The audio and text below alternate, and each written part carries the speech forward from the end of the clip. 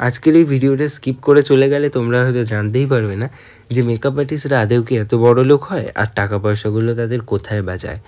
এটা actually original কথা, original fact. তোমরা টিউটোরিয়াল দেখতে দেখতে চলো তোমাদের সাথে সেটা শেয়ার করি। একটা যখন নিজের কাজের শ্যুট অর্গানাইজ করা হয় তখন কিন্তু সম্পূর্ণ টাকাটাই মেকআপ আর্টিস্টের কাছ থেকেই যায়। মডেলকে দিতে হয়, ড্রেস জুয়েলারিকে দিতে হয়, দেন ফটোগ্রাফার, আর বাড়িতে জায়গা না থাকলে কিন্তু স্টুডিওতেও দিতে হয়। তো টোটাল অ্যাভারেজ 1.5K ইচ অদের ধরলেই কিন্তু 6,000 মিনিমাম এক একটা শ্যুটের পেছনে বেরিয়েই যায়। তারপরে কিন্তু সেভিংস বলে কিছুই থাকে না। কিন্তু তারপরেও আমাদের শ্যুট করতে হবে, কারণ শ্যুট না করলে আমরা কাজটা আপনাদের সামনে প্রেজেন্ট করতে পারবো না। তারপর যখন আমরা ক্লায়েন্টের সাথে কথা বলি রিমুনারেশন নিয়ে, অনেক সময় কিন্তু বার্গেটিং করে থাকে মানুষজন।